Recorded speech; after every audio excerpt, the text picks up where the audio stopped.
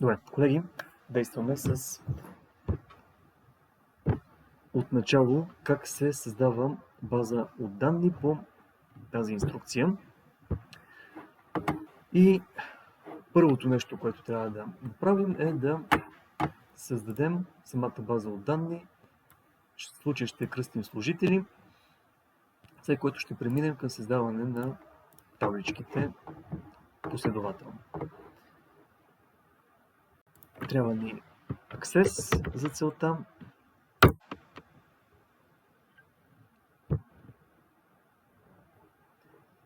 Създаваме празна база, без някакво предварително подготвен темплейт. И си я кръщаваме в случая служители.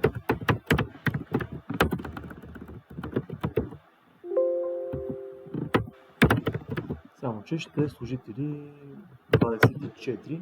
Да, защото имахме последно служители 23. Правилно. Така.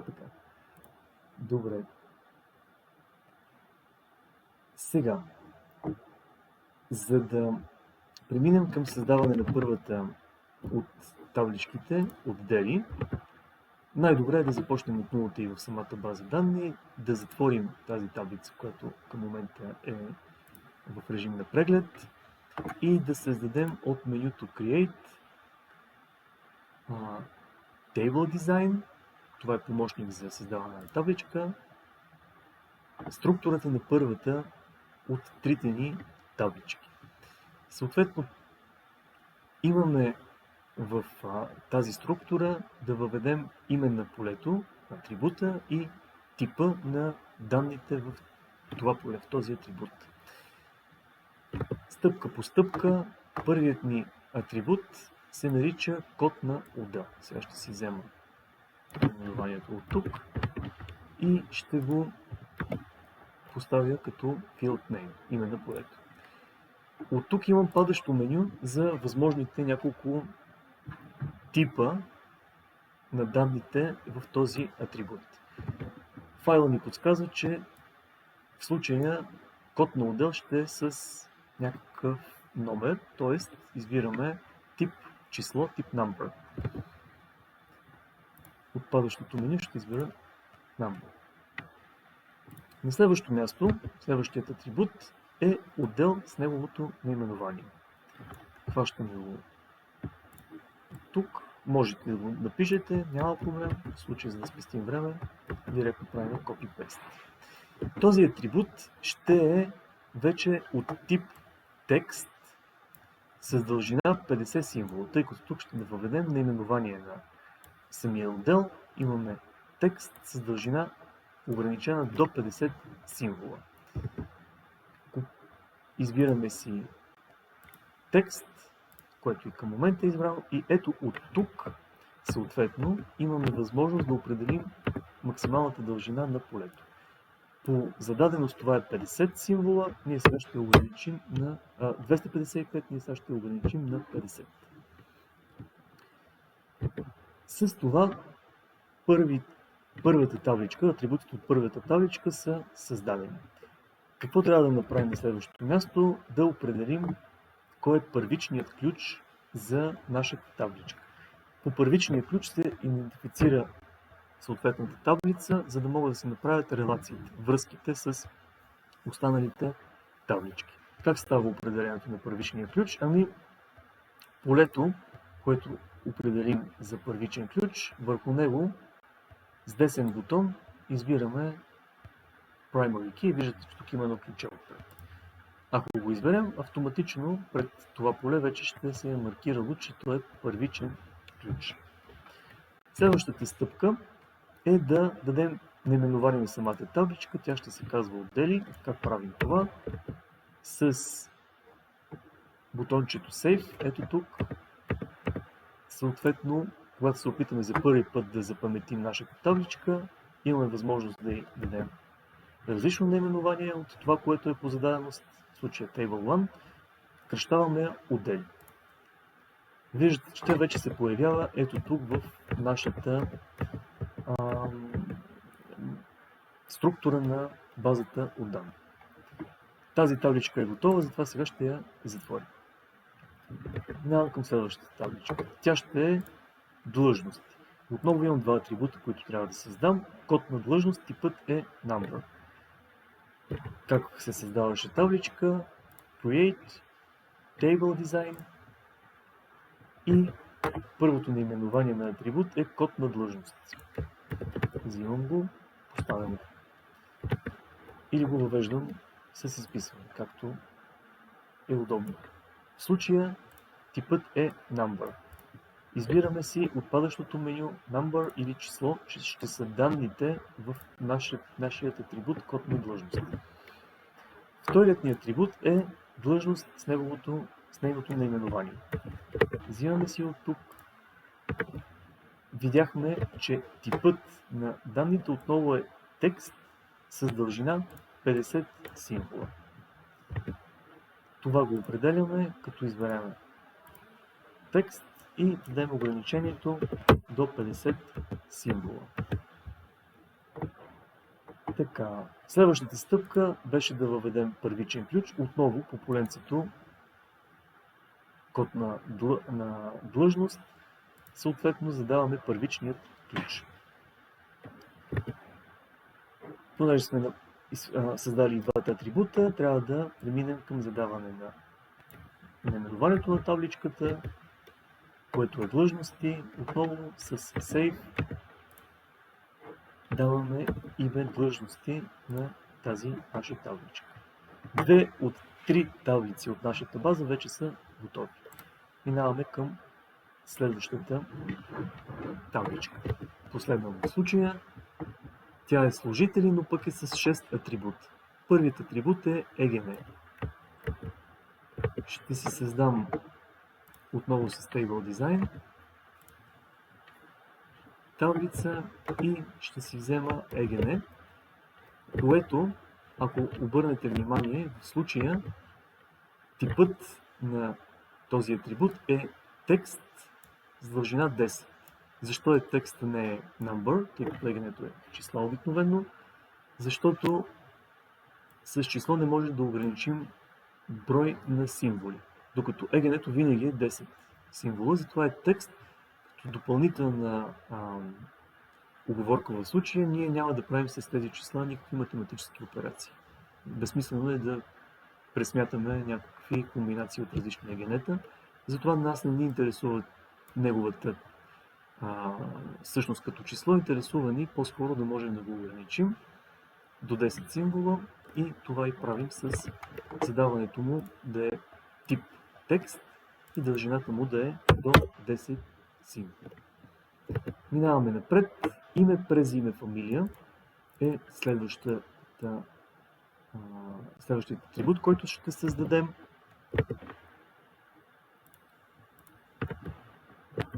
Съответно, текст е типът на данните с дължина 50. Избираме си текст, даваме дължина да е до 50. Код на отдел е следващият ти атрибут. Тук типът на данните е число, number, избираме си го. Следващият атрибут е код на длъжност. Отново типът на данните е число.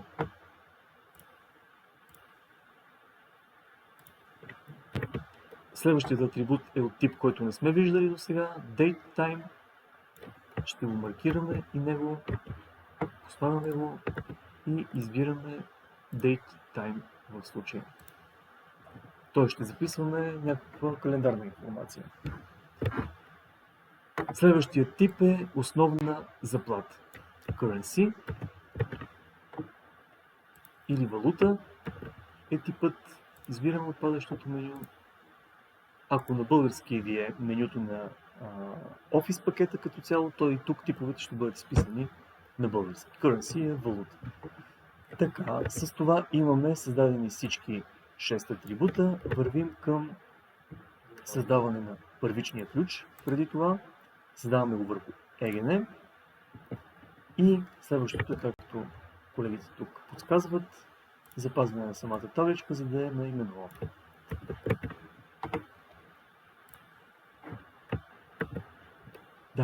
с save, името служители и даваме съответно към структурата тази табличка я прибавяме. Така, по инструкцията, ако се движим, следващото нещо, което трябва да направим е да зададем връзките, релациите. Ние в момента правим релационна база от данни и затова задължително трябва да имаме релации между отделните таблички, за да може информацията да се ползва от различните таблици едновременно. Тоест, ако искаме да комбинираме, например, имаме необходимост, нашият началник работим, например, в музей, ние казваме, искам информация или хайде за фирма е случая примера, за всички служители с техните имена, с основната им заплата, с позицията, на която работят, длъжността им и с отдела, в който работят. Само че тази информация се намира в 3 отделни таблички. Ако нямаме връзки, ние не можем да я комбинираме, тъй като имаме създадени връзки, сега ще ги направим, ние ще можем да вземем от различните таблички информацията и да я представим само конкретно тази информация, без информация, която не е необходима, много лесно и много бързо в една заявка. Как се осъществява именно това създаване на връзките? Менюто, което ни трябва е Database Tools и ето тук Relationships. Отваряме го. Тук, ако сте на малко по-нова версия от моята, тези 3 таблички, които имаме, ще са ви ето така по-вдясно. Ще са не в отделен прозорец, ами просто част от основния прозорец вдясно. Еднотипно е това, което трябва да направим. Маркираме ги и трите, като задържаме в случая това, което не виждате, тези, които ще гледате видеото, задържам бутона Control от клавиатурата и маркирам всяка една от табличките, за да мога да ги добавя едновременно с бутончето Add. Щом се появят и трите, затваряме това бутонче. Сега виждате графично представяне на нашите 3 таблици на екрана. Това е удобството на Microsoft Access, че цялата ни база от данни ние много лесно може графично да я визуализираме, да си я представим, да я обработваме, да я манипулираме от тук нататък. Подредих ги така, че да ми е удобно да направя връзките, тъй като служители в случая ни е по-основно от табличките, длъжности и отдели ги оставям от двете страни на служители. Даже ще преместя отдели в ляво, а длъжности в дясно. Това няма никакво значение за самите връзки, но за да ми е прегледно на мен, да мога лесно да преценя коя с коя табличка да свържа, по какъв начин, по кой атрибут, трябва, разбира се, да ми е прегледно. Сега, към колегите, които са в аудиторията, имам въпрос. Гледайки трите таблички, създаването на връзки става в случая по няколко начина, но в случая ще използваме Drag and Drop. Просто ще хванем един атрибут от табличка отдели и ще го свържем с атрибут от табличка служители. Според вас, кой атрибут от табличка отдели трябва да свържем с кой друг атрибут от табличка служители? Точно така, съвсем логично, тъй като естествено те ще имат едни и същи, в случай числови стойности. Видяхте как го направих, Drag and Drop, и сега имам една нова табличка, която е създадена. Какво представлява тя? Ами, показва ни, че се опитваме от табличка отдели, атрибут код на отдели, да свържем с табличка служители, атрибут код на отдел. Тоест всичко е както го искаме.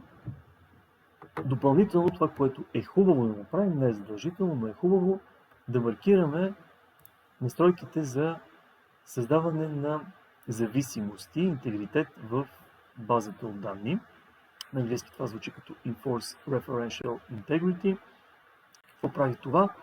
Ами имаме Cascade Update и Cascade Delete. Две от 4 основни дейности в базите от данни. Те бяха 4 така наречените CRUD операции. Create, Read, Update, Delete. В случая имаме зависимост, че ако изтрием някаква информация от табличка отдели, атрибут код на отдели, то тя автоматично ще бъде изтрита и от следващата вързана към нея табличка служители код на отдел. Тоест този атрибут съответно ще бъде манипулиран. Същото важи, ако променим, ако апдейтнем. Например, малко ще създадем код на отдел, например 100. Ако го променим по-напред в времето на 1000, имаме твърде много отдели, искаме да разширим възможността от кодове, то автоматично от табличка отдели, ако манипулираме нея, ще се обнови, ще се апдейтне в табличка служители. Няма да се счупи нашата база от данни, няма да е необходимо и на ръка да го правим. Може и на ръка да го направим, но с създаването на тези зависимости, този интегритет, осигуряваме именно невъзможност да повредим с някаква манипулация нашата база от данни. Ако съм направил вече това, давам бутончето Create и виждате, че от тук вече нашите две таблички са свързани. Типът на връзката е една към много. Защо е така? Защото един код на отдел може да бъде възприет от множество служители. Тоест много служители могат да работят в един отдел. Тук ще имаме сигурно 5-10 служители, които ще работят в първият модел с код 100, който вероятно ще се казва, тъй като правим база от данни на име служители, първият ни отдел, предлагам да го кръстим финансов отдел. Там ще работят поне 3-4 служители.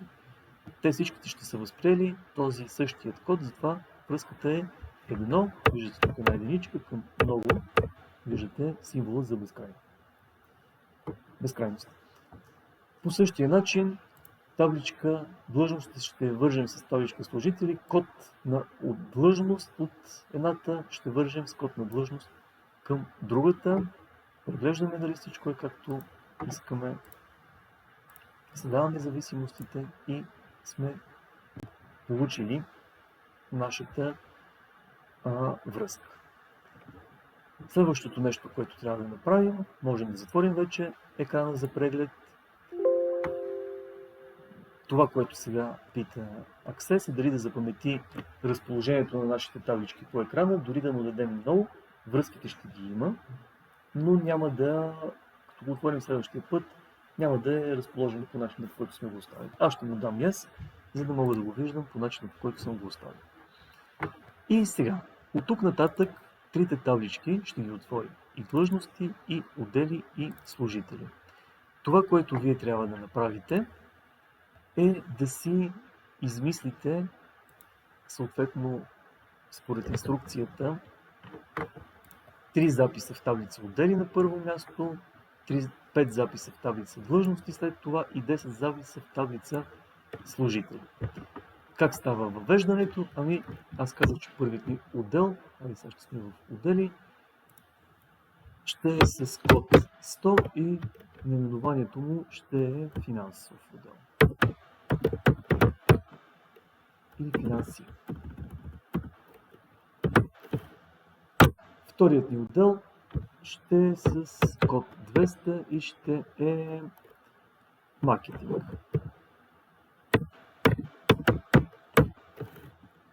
Третият ни отдел ще е с код 300 и ще е с наименование производство.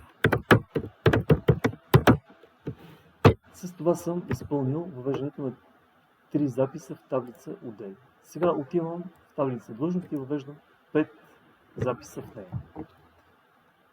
Почвам с финансовия отдел, където кода беше 100. Сега ще го разширим до 1000 и първата ни длъжност ще е с код 1001. Нека да е счетоводител. Представям си как би изглеждал един финансов отдел в една фирма. Втората ни длъжност ще е с код 1002 и ще е с длъжност финансист. Така, отивам към следващия отдел, който беше маркетинг. В маркетинг първият код, който ще си издам е 2001 на специалист реклама.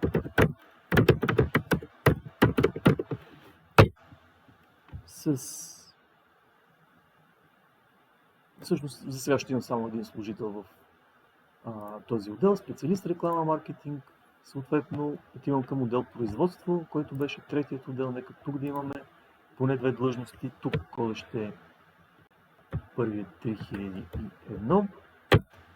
Ще е началник производство.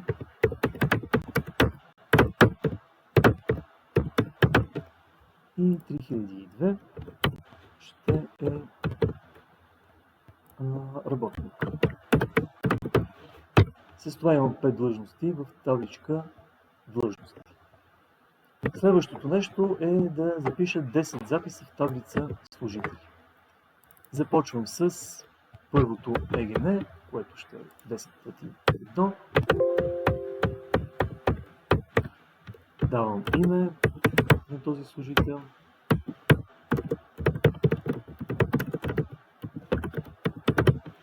И го определям, че той ще работи в отдел финанси, т.е. кода на отдел е 100 за финанси и ще е на длъжност счетоводител. Кода на отдела за счетоводител беше 1001. Датата на назначаване, тук имаме календар, падащо меню. Ще направим този служител, че е започнал в нашата фирма на 1.1.2006 година. Основното му възнаграждение ще е $1000. Така, от тук насетне въвеждам за всички последващи 10 служителя, които имам според инструкцията. Нямаме сега време да ги въвеждаме, затова ще отворим тази наша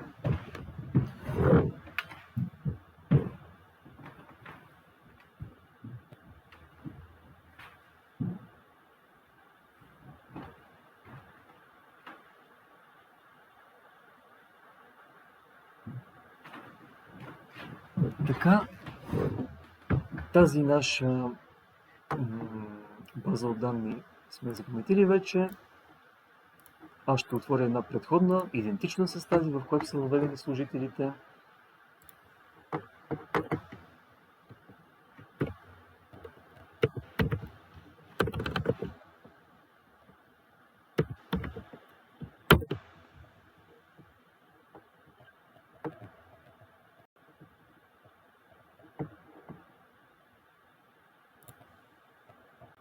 И ще ви покажа как се прави заявка. Тук имам създадена заявка, ще я изтрия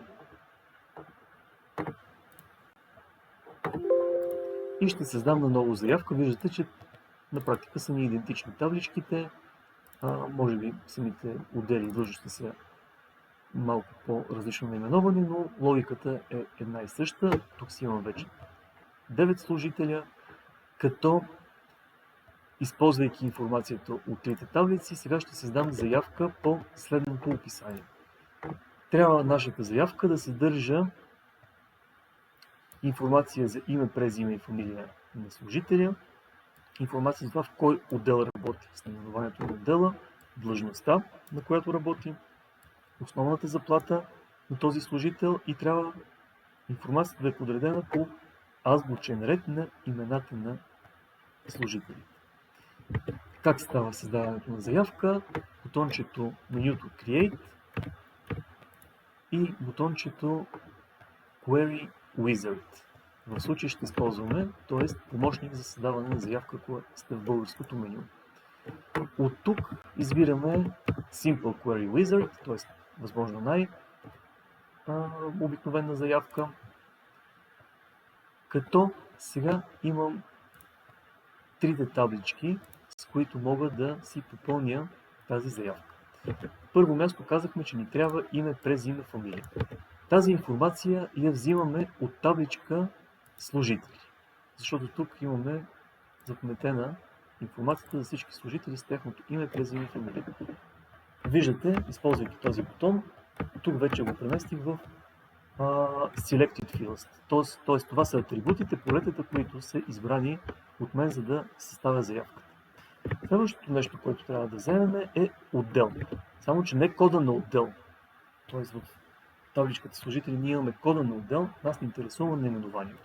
Затова търсиме от табличката отдели атрибута с наименование на отдел. Тези таблички вече имат създадени връзки между тях, т.е. можем да извлечем информация. Следващото нещо, което трябва да вземем, е длъжност. Разбира се, отиваме към табличката длъжности, взимаме наименованието на тази длъжност и последното нещо е основна заплата. То се намира в, ако си спомняте, табличката служители. Ето тук последният атрибут, не ни интересува датата на назначаване, взимаме само основна заплата. Вървим напред. Искаме детайлно да бъде представен резултат от нашата заявка. Даваме наименование на нашата заявка. Аз ще го променя на най-английски.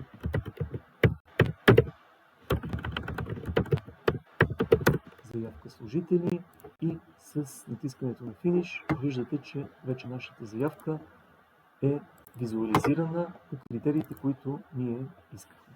Единственото нещо, което остана да направим, е да подредим по азбучен ред имената на служителите, съответно и цялата останала информация. Как става това? Падащото меню на съответната колона, която искаме да подредим, избираме я и имаме възможност да сортираме. В случая искаме в низходящ порядък от А към Я.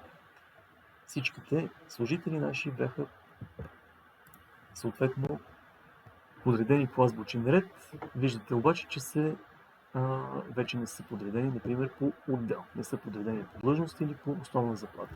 Ако искаме да ги подредим по отдел, аналогично избираме пак низходящо, ето ги по отдели. Ако искаме по основна заплата да го направим, избираме да сортираме по заплата. Това е в низходящ ред, в низходящ ще е ето така. Друго нещо, което можем да направим, е формуляр. В формуляра имаме възможност да въвеждаме в по-добър графичен интерфейс информация в някои от табличките. В случая табличка служители. Друго нещо, което можем да направим, е отчет. Само че този отчет е по предходна заявка, така че сега ще го изтрием него и ще го създам наново. Как се случва това нещо? От ето тук, Report или отчет на български би било преведено в менюто Report Wizard. В случая имам заявка, директно по която ще направя отчета. Всичките полета от тази заявка, всичките атрибути ще взема с бутончето Next. И тук имам различни възможности да представя визуално този отчет. Отчета е нещо, което е графично по-добре подредено. Ще видите, че той лесно може да се отпечата директно на страница и ще изглежда добре. В случая аз искам да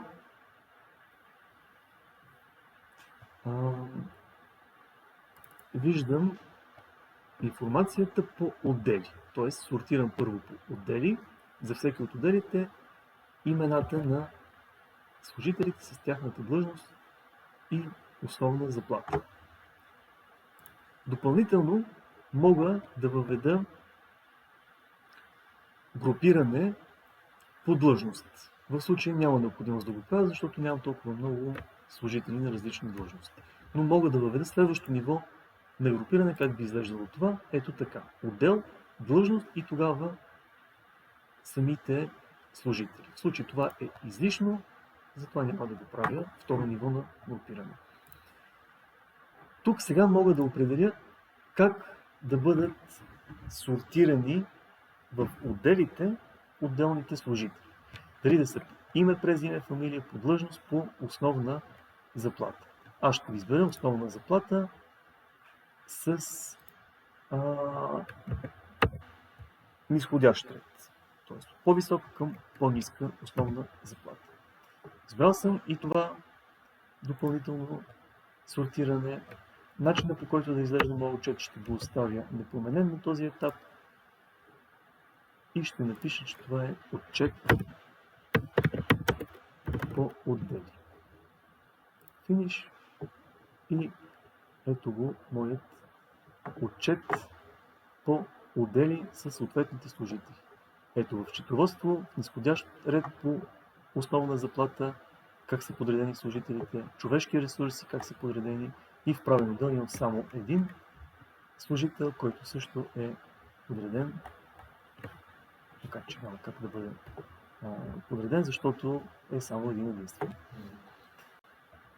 Това са основните функционалности, с които се запознахме тук в рамките на курса с Access. Това, което вие трябва да направите в задачката, колеги, е да измислите ваша логика на базата от данни, дали ще опишете някакъв музей, някакъв архив, библиотека или пък нещо външно за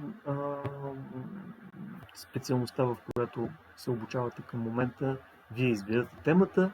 Важното е да спазите логиката при описването на този обект, който описвате, и да изградите съответно връзките, табличките, за да можете да постигнете работеща заявка. Ако заявката ви работи, значи всичко е наред с вашата база данни. Единственото условие за изпълнение на задачката е да не повтаряте едно към едно моята база данни.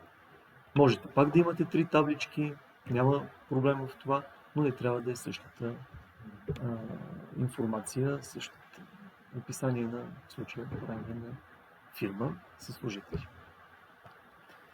Това е.